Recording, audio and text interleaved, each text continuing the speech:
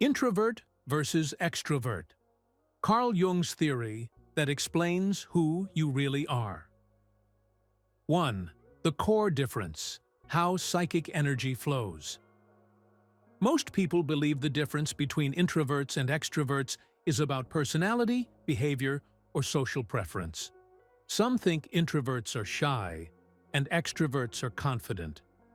Others assume introverts dislike people while extroverts crave attention. But according to Carl Jung, all of these explanations miss the point. The real difference lies far deeper, in the invisible direction of psychic energy itself. Jung introduced the idea that the human psyche is not static. It moves, it flows, it orients itself either inward or outward, just as a compass naturally points north or south. This orientation is not a choice, a habit, or a learned behavior. It is an innate psychological attitude that shapes how a person experiences life from the inside out. To understand introversion and extroversion, we must stop looking at what people do and begin observing where their energy naturally goes. Psychic energy, in Jung's framework, refers to the life force of the psyche. It is the energy behind attention, motivation, perception, and meaning. Wherever this energy flows, most naturally becomes the center of a person's psychological world.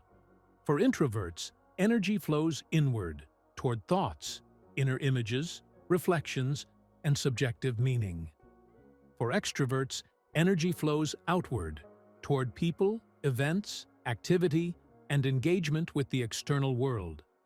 This is why two people can experience the same situation and walk away with entirely different internal states. After a long social gathering, an extrovert may feel alive, stimulated, and energized, while an introvert may feel mentally drained and in need of solitude. This is not a matter of preference or mood. It is the psyche responding to how energy has been spent and replenished. When energy flows in its natural direction, the psyche feels regulated and whole. When it flows against its nature, tension begins to build. Jung emphasized that neither orientation is superior. Introversion is not deeper, and extroversion is not stronger. They are simply different ways the psyche relates to life. Problems arise not because one type is flawed, but because modern culture tends to misunderstand and often ignore this fundamental psychological truth.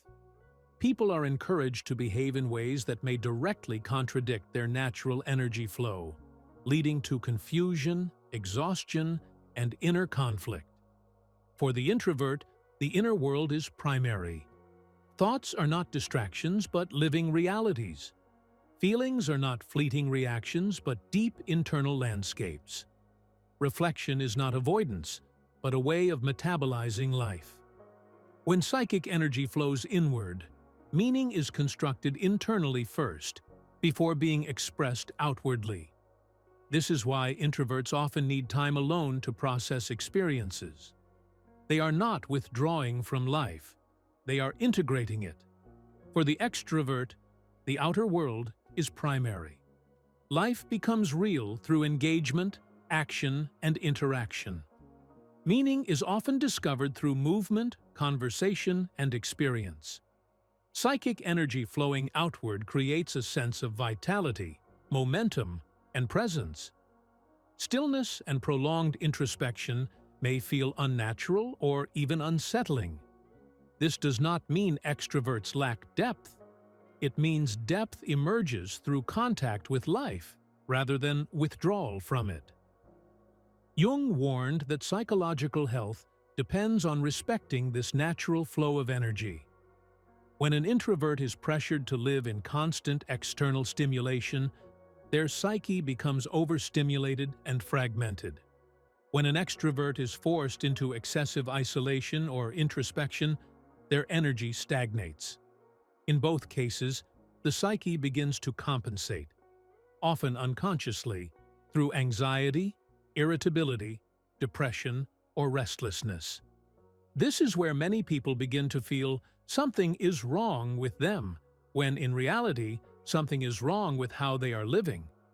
A person may label themselves as lazy, antisocial, unmotivated, or emotionally unstable, when the true issue is energetic misalignment.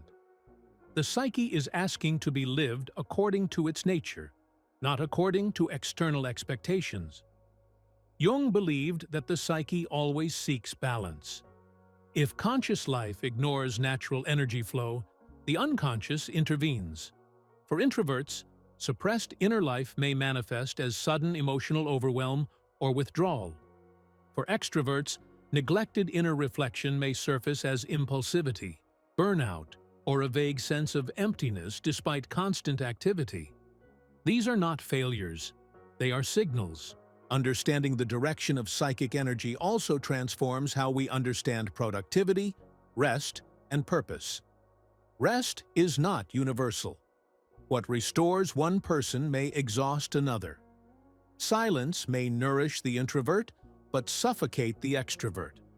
Activity may enliven the extrovert, but overwhelm the introvert. Without recognizing these differences, people often copy lifestyles that are incompatible with their psyche, mistaking struggle for growth. Jung's insight invites a radical shift. Instead of asking, "How should I live?" we begin asking, "How does my energy naturally move?" This question brings us closer to authenticity than any personality test or self-improvement strategy. It replaces comparison with self-observation. It turns attention inward, not to judge, but to understand. However, Jung also made it clear that maturity does not mean remaining one-sided. While psychic energy has a dominant direction, psychological growth requires awareness of the opposite orientation. An introvert must learn conscious engagement with the world, just as an extrovert must learn conscious reflection. But this integration comes later, only after the core orientation is respected rather than denied. When people finally align their lives with their natural energy flow, something profound happens. Effort decreases. Resistance softens. Identity stabilizes. The psyche no longer fights itself. This alignment does not eliminate challenges, but it removes the constant background tension of living against one's nature. Life begins to feel more coherent, more grounded, and more honest. Jung's theory reminds us that the deepest differences between people are often invisible. They exist not in behavior, but in orientation. Not in what we do, but in where our inner life naturally unfolds. To understand introversion and extroversion is not to label oneself, but to reclaim the right to live in harmony with the psyche's own rhythm. And this understanding is not just psychological, it is liberating. Because when you know how your energy flows, you stop forcing yourself to become someone else. You stop measuring yourself by standards that were never meant for you. You begin, perhaps for the first time, to live from the inside out. 2. The inner world versus the outer world. Two people can live in the same city, work in the same profession, and even share the same home, yet inhabit completely different psychological worlds.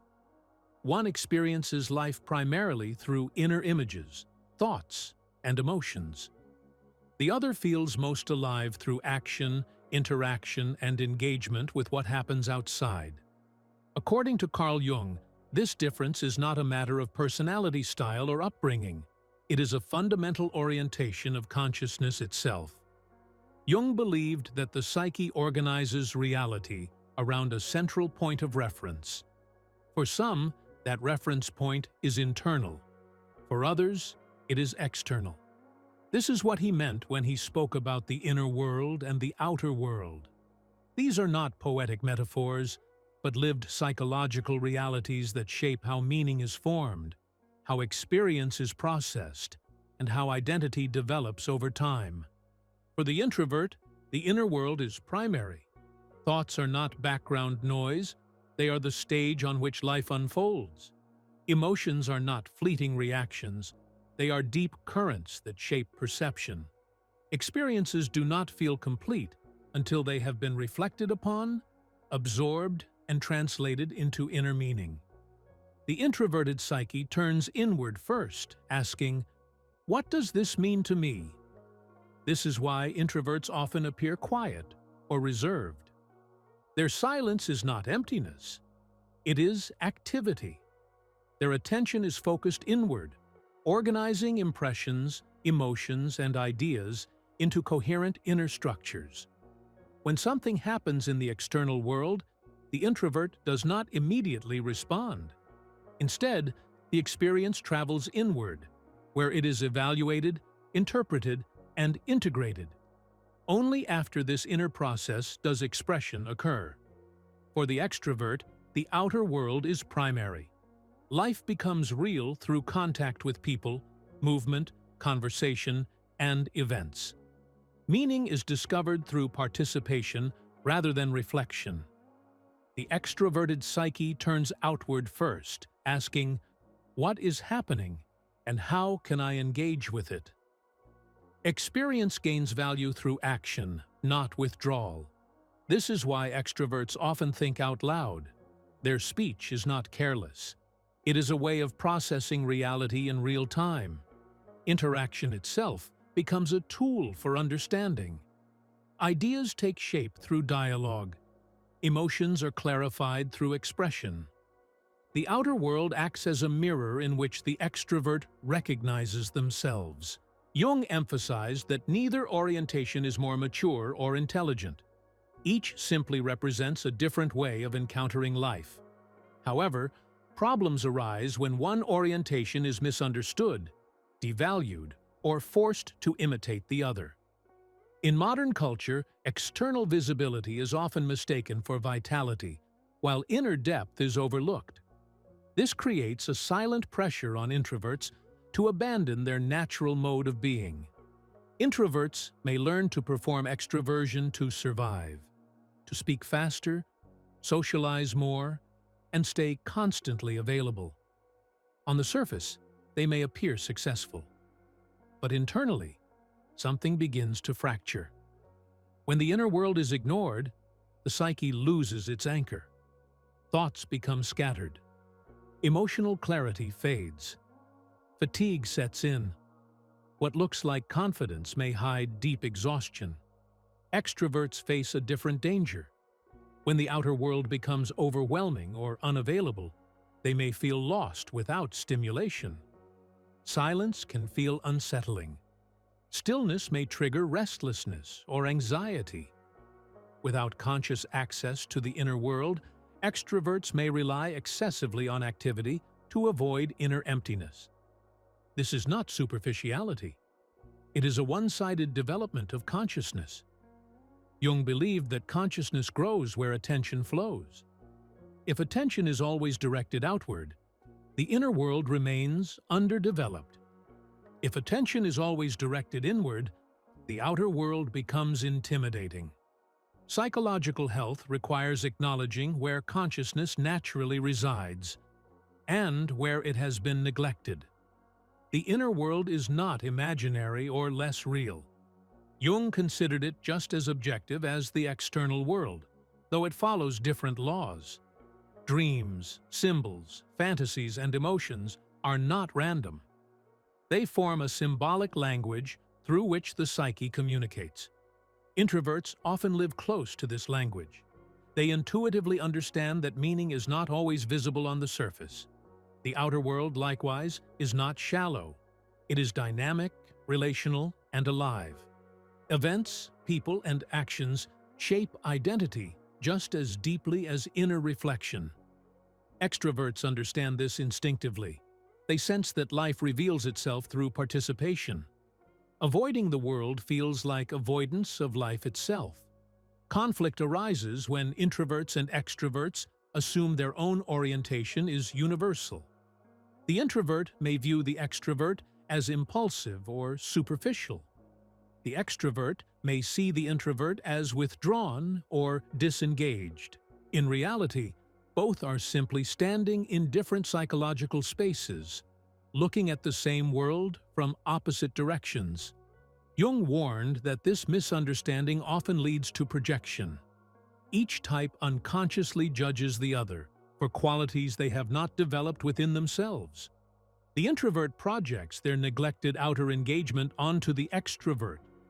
The extrovert projects their neglected inner reflection onto the introvert.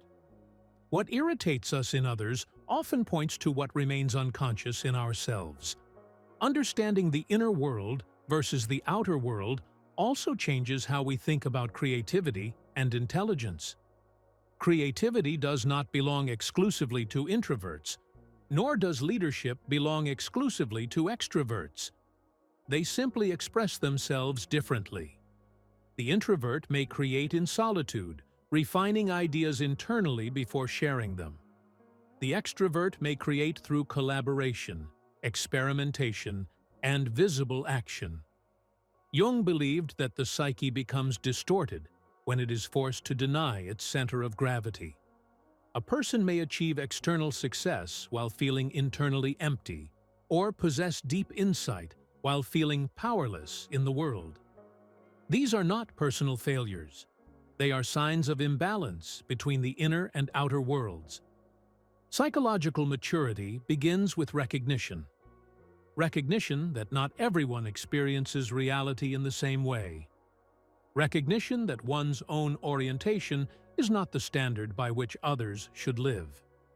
Recognition that wholeness does not mean choosing one world over the other, but allowing each its rightful place. However, Jung was clear. Integration does not begin with balance. It begins with honesty. Before the introvert can engage the outer world meaningfully, they must honor the inner world without shame. Before the extrovert can reflect inward without fear, they must honor their outward vitality without guilt. Integration grows from strength, not denial. When people finally stop fighting their natural orientation, something softens inside. The introvert no longer feels broken for needing solitude. The extrovert no longer feels shallow for needing stimulation. Identity stabilizes. Comparison loses its grip. The psyche no longer wastes energy pretending to be something it is not. The distinction between the inner world and the outer world is not meant to divide people. It is meant to bring clarity. To remind us that life can be lived from different centers, each valid, each necessary. Civilization itself depends on this diversity of orientation, on those who turn inward to find meaning, and those who turn outward to bring that meaning into the world. Understanding this truth is not just psychological insight. It is a form of reconciliation with oneself and with others. Because when we stop demanding that everyone live in the same world, we finally allow each psyche to breathe. 3. The hidden cost of living against your type. Most psychological suffering does not begin with trauma, failure, or loss. It begins much earlier, in something far quieter and far more subtle, in the slow, invisible act of betraying one's own nature. People rarely wake up one morning feeling broken. Instead, they adapt. They adjust. They learn to live in ways that feel acceptable, productive, or praised, even when those ways contradict the deepest orientation of their psyche.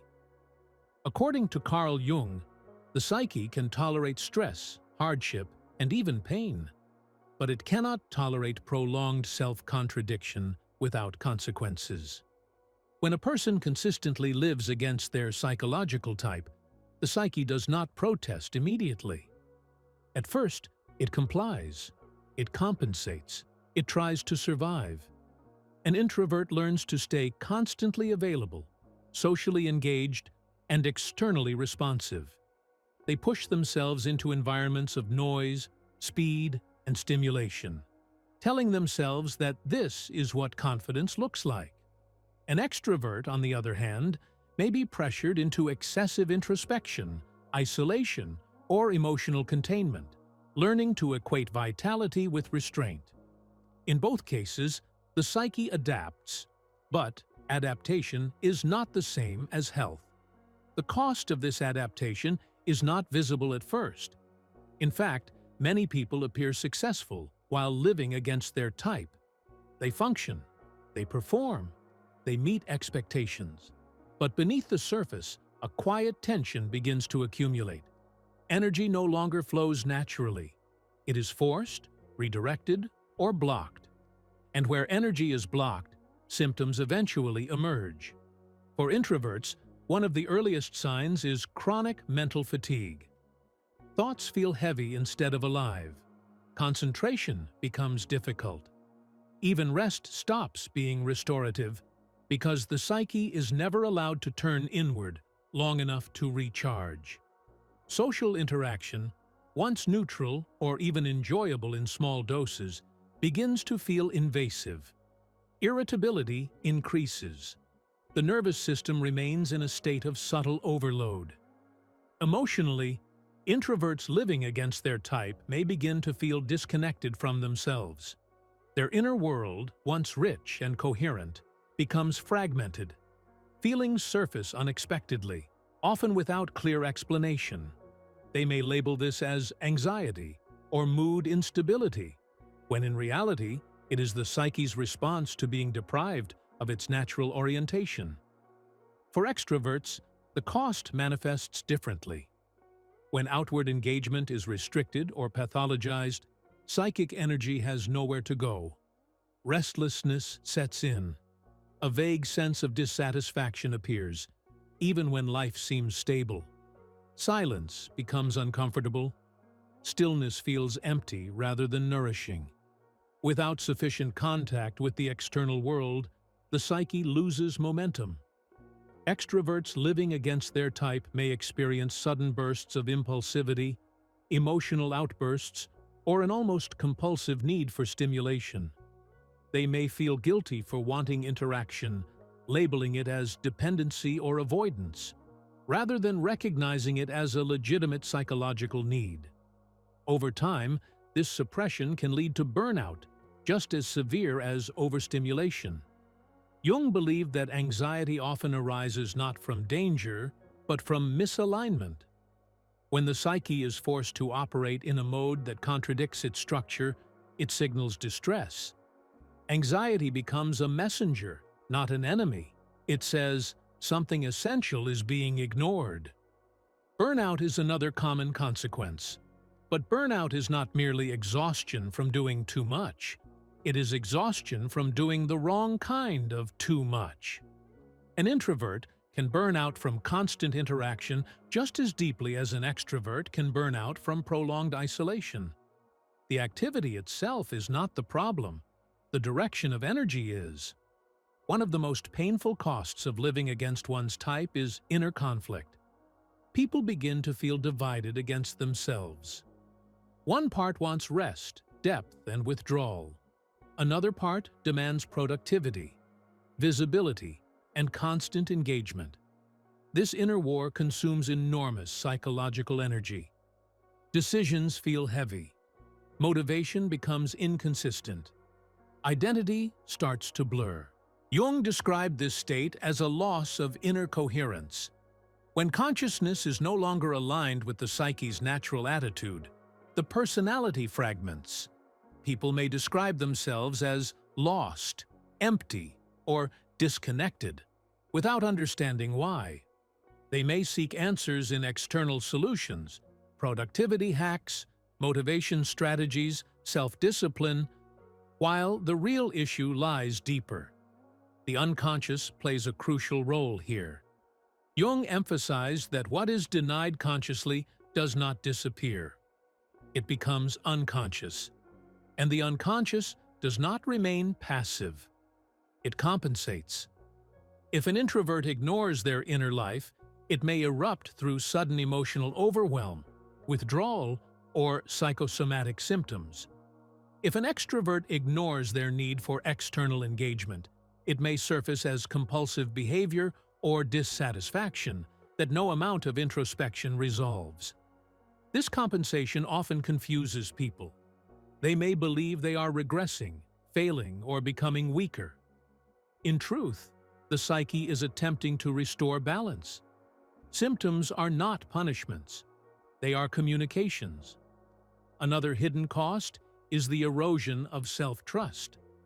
When people consistently ignore their natural orientation, they stop trusting their instincts. An introvert may doubt their need for solitude, labeling it as laziness or fear. An extrovert may doubt their desire for connection, labeling it as weakness. Over time, this self-distrust becomes more damaging than any external pressure. Jung believed that self-alienation is one of the deepest forms of psychological suffering. It occurs not through dramatic events, but through everyday choices that move a person further away from their center. The tragedy is that many people blame themselves for this suffering, believing they are flawed, rather than recognizing that they are misaligned. Living against one's type also distorts relationships. An introvert may feel pressured to perform socially, resenting others for demands they never voiced. An extrovert may feel unseen or unsupported when their need for interaction is minimized. Misunderstandings multiply. Projection intensifies. What begins as an internal conflict spills outward into relational tension. Perhaps the most dangerous cost is that people may build entire lives around an identity that is not truly theirs. Careers, relationships, routines, and values may all reflect an adaptation rather than an authentic orientation. Changing course then feels terrifying, not because the new path is wrong, but because the old one has become intertwined with survival. Jung did not believe that healing begins with drastic change. It begins with recognition that suffering is meaningful, recognition that symptoms are signals, recognition that the psyche is asking to be lived differently. The moment a person stops asking, "What is wrong with me?" and begins asking, "How am I living against myself?" something shifts. Compassion replaces judgment. Curiosity replaces fear. The psyche, once in conflict, begins to relax. Living according to one's type does not eliminate struggle. Life remains complex, but struggle becomes purposeful rather than draining. Energy flows more freely. Identity stabilizes. The constant background tension fades. Jung's work reminds us that psychological health is not about becoming someone else. It is about returning to oneself, slowly, honestly, and without shame. When people align with their natural orientation, anxiety loses its grip, burnout becomes less frequent, and inner conflict softens. And perhaps, most importantly, they stop fighting the quiet truth they have always known, that the psyche has its own rhythm, and it cannot be ignored forever. 4. Relationships, projection, and misunderstanding. Many relationships do not fail because of a lack of love, effort, or good intentions. They fail because two people are speaking entirely different psychological languages without realizing it. One partner experiences reality from the inside out. The other experiences it from the outside in. Each assumes their way of being is natural, obvious, and universal. And this assumption becomes the root of misunderstanding. According to Carl Jung, relationships are one of the primary arenas where psychological types collide. Not because introverts and extroverts are incompatible, but because they unconsciously expect each other to process life in the same way they do. When this expectation remains unexamined, conflict is almost inevitable. The introverted partner often seeks depth, privacy, and emotional resonance. They may need time alone to process feelings before speaking about them. Silence, for them, is not withdrawal. It is digestion. But to an extroverted partner, that same silence can feel like distance, rejection, or emotional absence. What the introvert experiences as necessary inner work, the extrovert may experience as abandonment. The extroverted partner, on the other hand, seeks connection through interaction. They think out loud, They clarify emotions through conversation. Engagement is how they feel close. But, to an introverted partner, constant discussion can feel intrusive or overwhelming.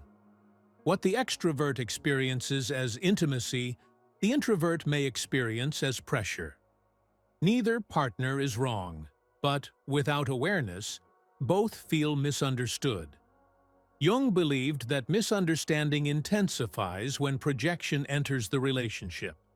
Projection occurs when we unconsciously attribute our own unrecognized traits, needs, or tendencies to another person. In relationships between different psychological types, projection becomes almost unavoidable. The introvert may project their undeveloped extroverted side onto their partner.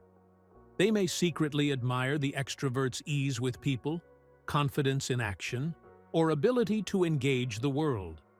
At the same time, they may resent these traits, judging them as superficial or overwhelming.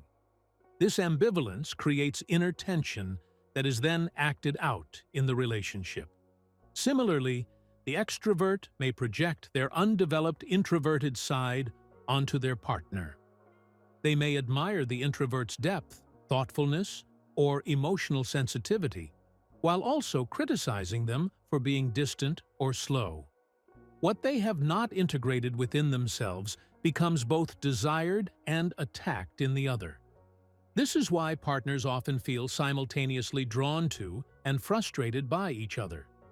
The relationship becomes a psychological mirror, reflecting not only differences, but disowned parts of the self.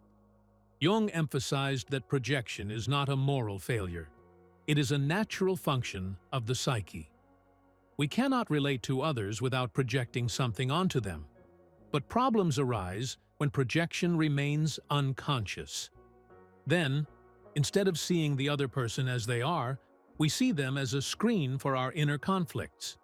In this state, communication becomes distorted. The introvert may say, "I need space," but the extrovert hears, "You are not important." The extrovert may say, "Let's talk about this now," but the introvert hears, "Your inner process doesn't matter." Each reacts not to what is said, but to what is triggered within. Over time, this creates emotional fatigue. Partners begin to feel unseen, unappreciated, or fundamentally incompatible. They may try harder, talking more, withdrawing more, compromising more, without realizing that the core issue is not behavior, but orientation. Jung believed that mature relationships do not require sameness. They require differentiation. Differentiation means recognizing that the other person's psyche operates according to different principles. It means relinquishing the fantasy that love should erase difference. In fact, love deepens when difference is respected rather than resisted. This respect begins with self-awareness. When introverts understand that their need for solitude is legitimate, they can communicate it without guilt or defensiveness.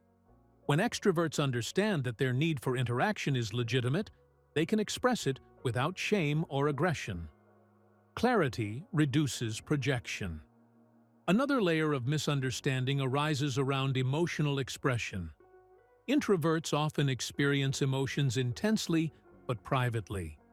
They may need time before naming what they feel. Extroverts often experience emotions relationally. They feel them more clearly in interaction. Each may judge the other as emotionally deficient. The introvert seeing the extrovert as reactive. The extrovert seeing the introvert as closed. Jung warned against confusing style with depth. Loud emotion is not deeper than quiet emotion, and quiet emotion is not more authentic than expressive emotion. They are simply different pathways through which feeling enters consciousness. When projection is recognized, relationships can transform. Instead of asking, "Why are you like this?" partners begin asking, "What does this difference reveal about me?" Conflict becomes a source of insight rather than proof of failure. This does not mean relationships become effortless. Difference still requires negotiation. But the tone shifts. Curiosity replaces accusation. Dialogue replaces defense. Each partner becomes a student of the other's inner world rather than a critic. Jung also observed that many relationships fail at the point where individuation begins. As one partner grows more self-aware, old projections collapse. The relationship must then evolve or dissolve. This is not betrayal. It is psychological development. Relationships that cannot tolerate differentiation often demand unconsciousness to survive. In this sense, misunderstanding is not always a mistake. Sometimes it is a signal that growth is occurring. The psyche no longer wants to relate through illusion. It wants truth. Ultimately, Jung believed that relationships are not meant to complete us, but to confront us. They reveal where we are one-sided, unconscious, or afraid. Introverts and extroverts, when willing to understand each other, offer one another a profound opportunity for balance. The introvert brings depth, reflection, and meaning into the relationship. The extrovert brings vitality, movement, and connection. When these forces collaborate rather than compete, the relationship becomes richer than either orientation alone. Understanding this does not guarantee harmony, but it does create the conditions for respect. And respect, Jung believed, is the foundation of any relationship that hopes to endure psychological truth. 5. Individuation. Integrating both sides without losing yourself. At some point on the psychological journey, a quiet but unsettling realization appears. You begin to sense that understanding your type, introvert or extrovert, is no longer enough. Naming the direction of your energy explains much, but it does not resolve everything. You may have honored your nature, stopped forcing yourself to be someone else, and yet something still calls for attention. This is the moment Carl Jung described as the threshold of individuation. Individuation is not self-improvement. It is not about becoming more confident, productive, or successful. Jung used the term to describe a lifelong psychological process in which a person becomes whole, not by abandoning their nature, but by integrating what has been excluded from it. Individuation begins only after the personality has stabilized around its core orientation. Only then is the psyche strong enough to encounter its opposite without collapsing. This is where many misunderstand Jung. Integration does not mean becoming ambiverted, balanced, or neutral. It does not mean forcing equal time between solitude and social life.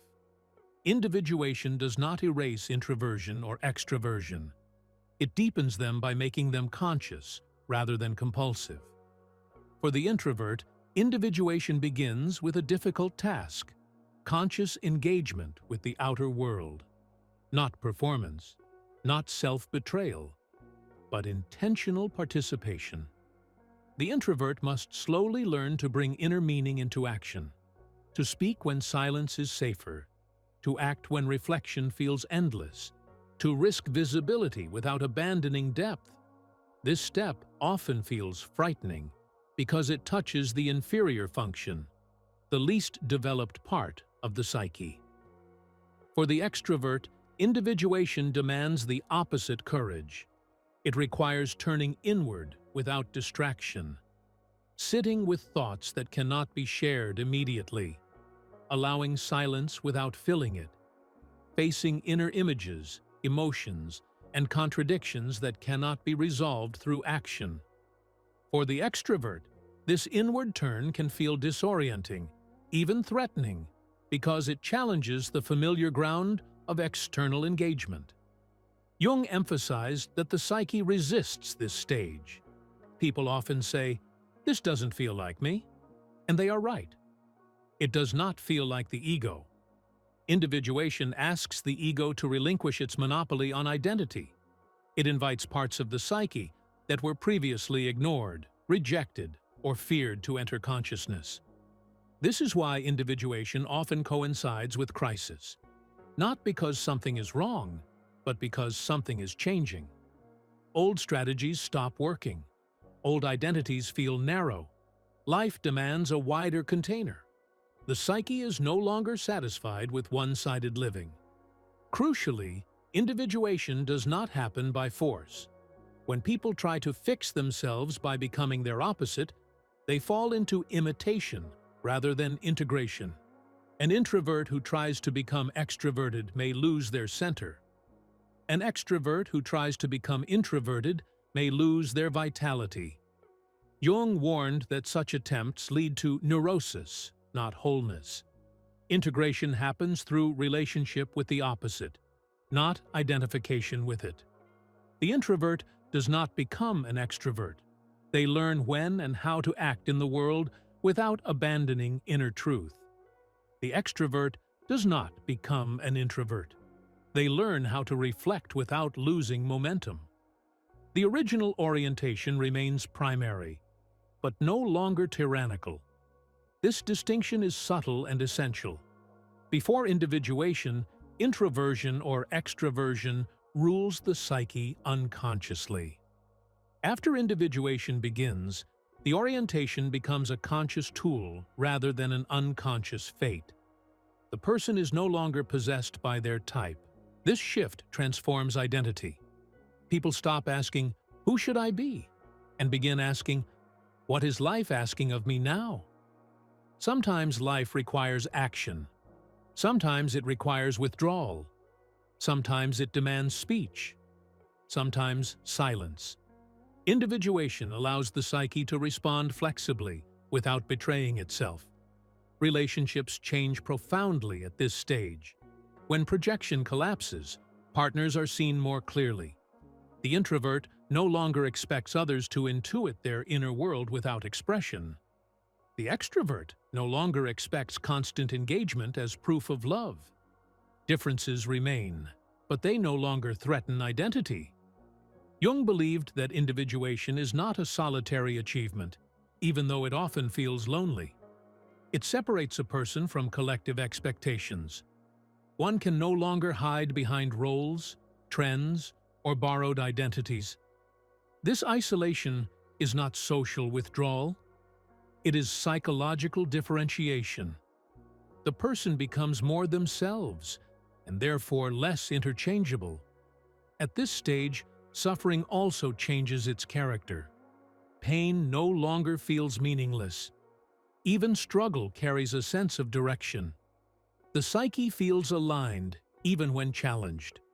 Energy flows with less resistance. Life feels demanding, but not alien. Perhaps the most important insight Jung offered is this: individuation is not about perfection. Wholeness includes contradiction. An individuated person is not free of tension. They are capable of holding it consciously. They do not resolve opposites by eliminating one side, but by allowing both to exist in dialogue. Introversion and extroversion, once seen as opposing identities, reveal themselves as complementary movements of the same psyche. One turns inward to find meaning. The other turns outward to express it. Individuation is the bridge between these movements. When this integration begins, something subtle but powerful shifts. People stop defending their type. They no longer need to justify their nature. There is less comparison, less envy, less self-judgment. Identity becomes quieter, but stronger. Jung believed that individuation is ultimately an ethical task. A person who knows themselves no longer needs to dominate, conform, or disappear. They relate to the world with greater responsibility, because they are no longer driven by unconscious compensation. This is why individuation matters beyond personal happiness. It affects how we work, love, lead, and create. A society filled with individuated people would not demand uniformity. It would not glorify one orientation at the expense of another. It would value depth and action, reflection and engagement, silence, and speech. And this brings us back to the beginning of the journey. Understanding introversion and extroversion is not about choosing sides. It is about reclaiming the psyche's right to move, inward and outward, without coercion. To integrate both sides without losing yourself is not to become someone new. It is to become whole.